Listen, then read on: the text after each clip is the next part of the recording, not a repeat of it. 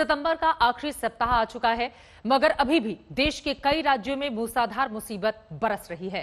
बिहार के कुछ इलाकों में बाढ़ का मंजर है तो यूपी के कई शहरों में गंगा का जलस्तर लोगों के लिए परेशानी का सबब बना हुआ है।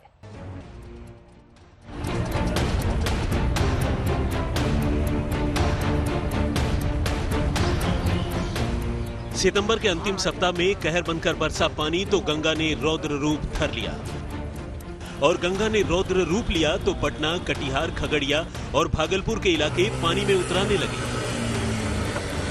देखिए, जहां तक नजर जाती है सिर्फ पानी ही पानी नजर आ रहा है।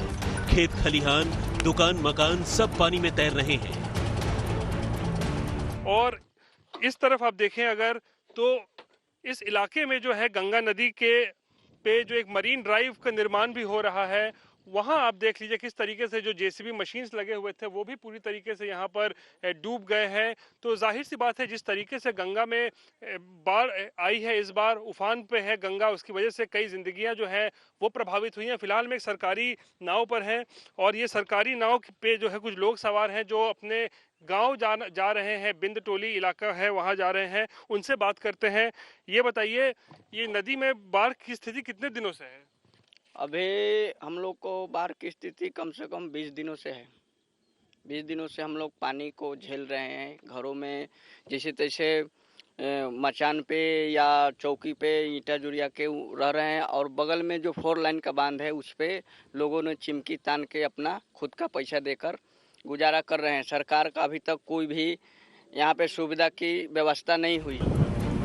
इस इलाके के ज्यादातर गांव जलमग्न हैं। लोग किसी तरह खुद की जिंदगी बचाने का जतन कर रहे हैं। इस तरीके से गंगा नदी का पानी जो है वो कई गांव में घुस चुका है। हालांकि एक राहत की बात यह है कि मुख्यमंत्री नीतीश कुमार ने जब केंद्र सरकार से कहा कि फरक्का डैम पर जो गेट्स बने हैं उनकी जो संख्या है, उन गेट्स को खोला जाए ज़्यादा से ज़्यादा संख्या में, उसके बाद अब तकरीबन 60 गेट फरक्का डैम के वो जो है खोल दिए गए हैं, जिसके बाद पानी का डिस्चार्ज काफ़ी तेज़ हो गया है और माना जा रहा है कि 1 से 2 दिनों में उसका असर देखने को मिलेगा। पटना के बाद बेगूसराय की तस्वीरें देखिए। गंगा का पानी यहां लोगों की जिंदगानी खत्म करने पर आमादा है। बेगूसराय में 7 प्रखंडों की 34 पंचायत के 90 गांवों को बाढ़ ने बंधक बना लिया है। हालात बेहद खराब हैं। बिहार के अलावा वाराणसी में भी गंगा रौद्र रूप में है। वाराणसी के चितौना गांव में सड़कें समंदर हो गई हैं। लोगों को पानी ने परेशान कर दिया है। यूपी और बिहार के अलावा मध्य प्रदेश के भी कई इलाकों में अभी भी बाढ़ का प्रलयंकारी प्रभाव है। टीकमगढ़ की तस्वीरें हैं ये, जहां जलधारा के बीच 3 लोग फंस गए। ये तीनों लोग एक पेड़ पर चढ़ गए। सितंबर खत्म होने को है, मगर देश के कई हिस्सों में तेज बारिश की बदौलत नदी, नाले और डैम उफान पर हैं। पटना से रोहित कुमार सिंह के साथ आज तक ब्यूरो। प्रकृति के इस प्रकोप से लोगों को कब राहत मिलेगी, ये अपने आप में बड़ा सवाल है। उधर देश में त्योहारों का मौसम आ रहा है, लेकिन देश के लोग प्याज के आंसू रो रहे हैं। अचानक प्याज बेशकीमती हो चुका है। दिल्ली, मुंबई में तो प्याज 80 रुपए किलो तक बिक रहा है, जबकि ज्यादातर शहरों में प्याज का भाव 60 रुपए पहुंच चुका है। प्याज को लेकर देश में कभी सरकारें गिर जाती थीं, लेकिन इस समय सियासी तौर पर खामोशी छाई हुई है।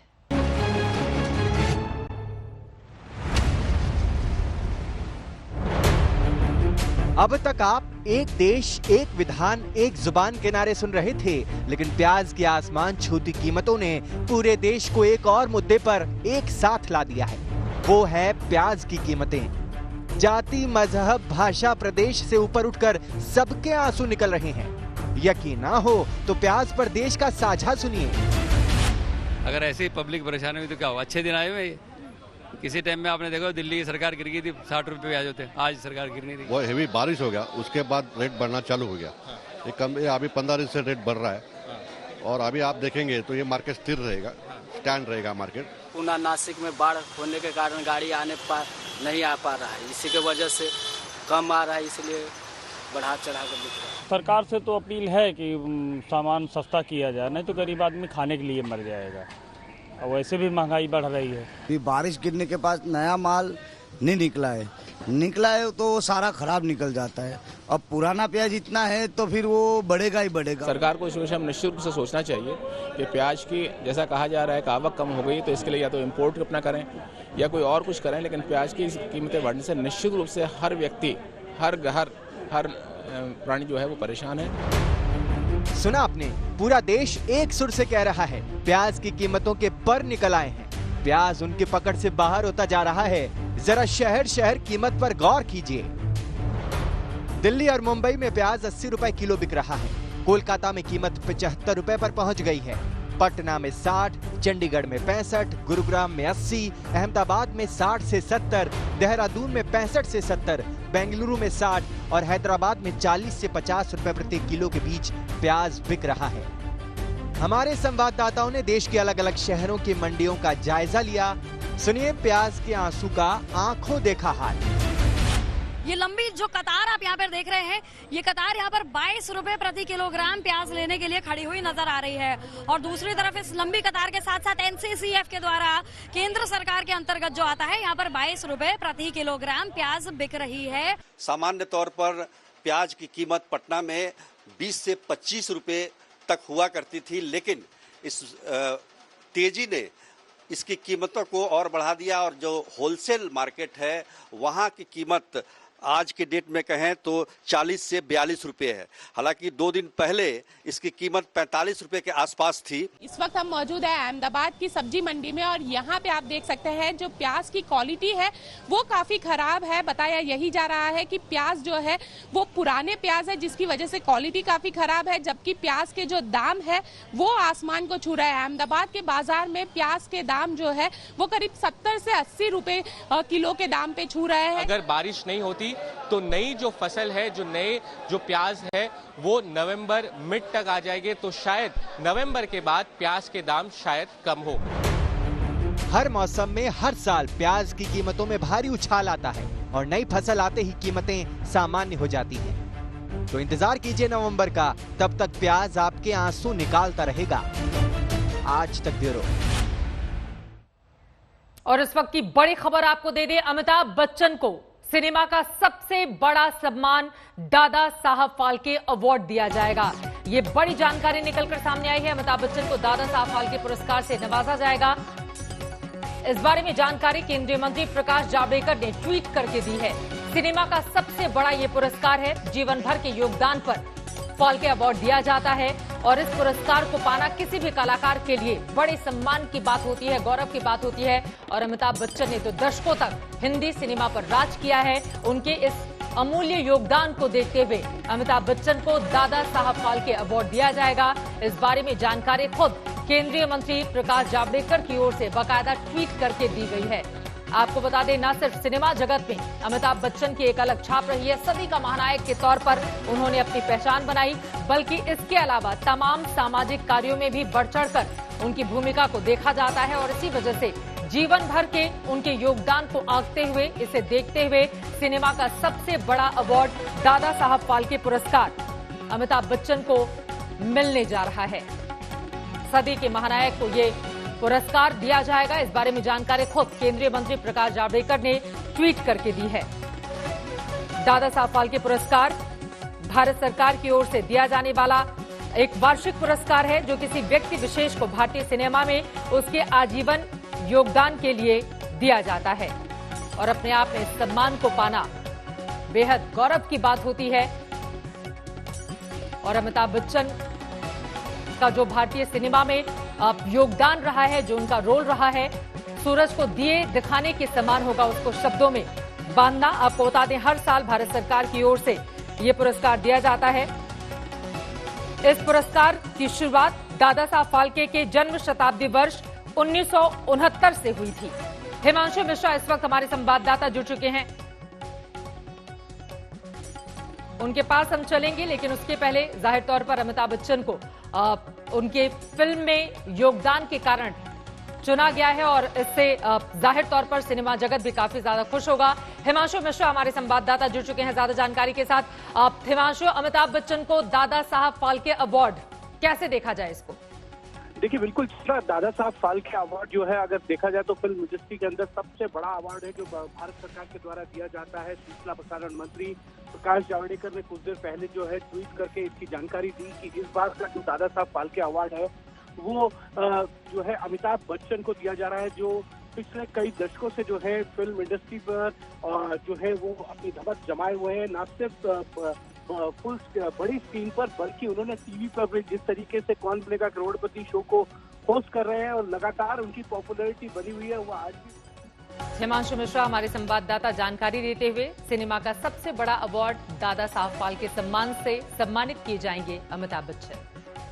अपने विवादों से अक्सर सुर्खियों में रहने वाले केंद्रीय मंत्री अश्विनी चौबे ने एक बार फिर से विवादित बयान दिया है। अश्विनी चौबे ने जनता दरबार में एक पुलिस वाले को जमकर खरी खोटी सुनाई और यहां तक कह दिया कि वो उसकी वर्दी उतरवा सकते हैं।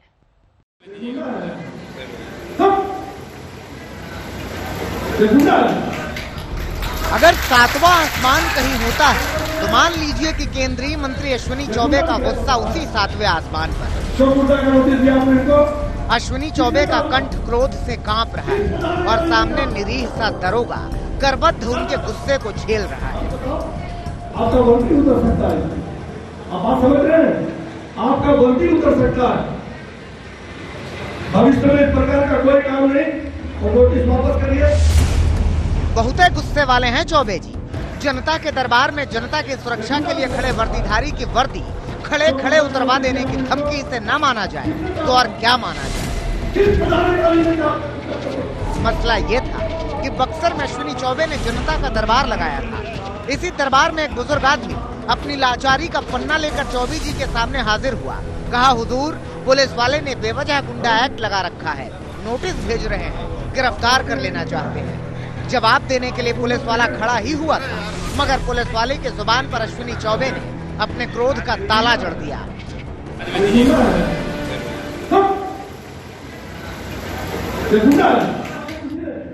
सबके सामने अश्विनी चौबे ने दारोगा को जमकर खरी खोटी सुनाई। आप एक पदाधिकारी हो, आप दरोगा नहीं हो, आप पर सरकार का राज है, आप किस प्रकार के हल्कापन करते हो? किसी को भी गुंडा बता देंगे आप? ये गुंडा राज है, तो गुंडा है उस पर तो आप गुंडागर्दी ठीक नहीं कर पाओगे। और जो इंसान आदमी है उनको गुंडा बता देते हैं, नोटिस दे देंगे। अगर अभी उसी नोटिस के बदले आप पर कार्रवाई शुरू कर देंगे तो कहाँ जाओगे? आपका वर्दी उतर सकता है, आप बात समझ रहे हैं? आपका वर्दी उतर सकता है। भविष्य में इस प्रकार का कोई काम नहीं और नोटिस वापस करिए। वर्दी उतरवा लेने की धमकी का ये वीडियो सामने आया तो अश्विनी चौबे भी सामने आए, इस सफाई के साथ कि 2003 में राजनीतिक द्वेष में गरीब किसानों और बीजेपी कार्यकर्ताओं के खिलाफ झूठा मुकदमा दर्ज करके उन पर गुंडा एक्ट लगाया गया। भ्रष्टाचार के खिलाफ और अपराध के खिलाफ सामूहिक रूप से शांतिपूर्ण धरना दिया था 2003 में, उनको गुंडा डिक्लेयर कर दिया गया था। उसका कोई प्रमाण नहीं हो पाया, सारे प्रमाण, और वो उन्होंने कोई चार्जशीट में भी उनका कोई प्रमाण नहीं दे पाए, तो इसलिए गुंडा कहना आम जनता को सरेआम ये बहुत ही दुर्भाग्यपूर्ण है। लेकिन अश्विनी चौबे का ये बयान बिहार के सियासत में तैरने लगा। विपक्षियों को और क्या चाहिए था? दहला मारने का सुनहरा मौका मिला तो कांग्रेस ने मौका नहीं गंवाया। अब इससे घटिया बात और क्या हो सकती है कि भारत सरकार के मंत्री पद पर बैठा हुआ कोई व्यक्ति इंस्पेक्टर की वर्दी उतारने की बात करता हो, गाली गलौज की भाषा में बात करता हो, डिमोरलाइज करता हो, तो वहाँ लॉ एंड ऑर्डर कैसे ठीक होगा? आरजेडी भी केंद्रीय मंत्री के बयान पर बिफर पड़ी। देखिए, केंद्रीय मंत्री ये कह रहा है, अशोभनीय है, दुखद है, लेकिन मुझे हैरत नहीं हो रही है। और मेरे हैरत के ना होने की वजह ये है, ये पहला मौका नहीं है। लगातार इस तरह के बयान आते हैं और लगता है कि राजतंत्र में जी रहे हैं। अरे आप लोकतांत्रिक रास्तों से, आप जनप्रतिनिधि हैं और एक जनप्रतिनिधि को जो संवेदना होनी चाहिए, उसकी मनसा वाचा कर्मणा में जिस तरह की संवेदनाएं होनी चाहिए, उसका अभाव है। आप उसकी वर्दी उतरवाने की धमकी दे रहे हैं। ये कोई पहला मौका नहीं है जब अश्विनी चौबे आपे से बाहर हो गए। अक्सर उनके विवादित बयान राजनीति के गलियारों में गदर मचाते रहे हैं, लेकिन इस बार उन्होंने जिस तरह से दारोगा की वर्दी उतरवा लेने का रुआब दिखाया, उसने विपक्षियों को फ्रंट फुट पर खेलने का मौका दे दिया। पुष्पेंद्र पांडे, बक्सर, आज तक। मध्य प्रदेश की पूर्व मुख्यमंत्री शिवराज सिंह चौहान कमलनाथ सरकार को घेरने के लिए नए अंदाज में घेराबंदी कर रहे हैं। इस सियासत में गाना बजाना और बाटी पकाना भी शामिल है। सुखदाई जब रे मेरे भाई ये जीवन 2 दिन का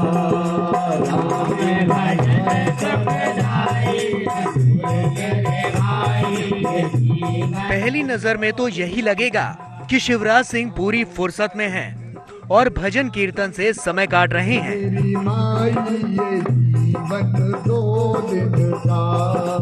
सत्ता छिन जाने के बाद ये बात सही भी लग सकती है, लेकिन असल में ये भजन कीर्तन भी सियासत का ही हिस्सा है। मध्य प्रदेश के पूर्व मुख्यमंत्री की ये भजन मंडली उनके ही विधानसभा क्षेत्र सीहोर के तहसील दफ्तर के बाहर डटी है। कमलनाथ सरकार पर किसानों से वादा खिलाफी और महंगाई के मुद्दे पर शिवराज ने रात्रि जागरण किया और लगे हाथ ऊपर वाले को भी याद कर लिया। चैन से थोड़ी बैठने दूंगा जब तक जनता की मांगे पूरी नहीं करूंगा। और इसलिए ये भजन भी उसी आंदोलन का हिस्सा है। रात भर बैठेंगे, जगेंगे, तुम्हारे जमीर को जगाएंगे। शिवराज के साथ बड़ी तादाद में बीजेपी कार्यकर्ता भी मौके पर जुटे थे। उनके खाने पीने का प्रबंध भी करना था, लिहाजा मौके पर ही चूल्हा जलाकर बाटी की तैयारी की गई। शिवराज सिंह ने खुद भी बाटियां सेकी। नावेद जाफरी, सीहोर, आज तक।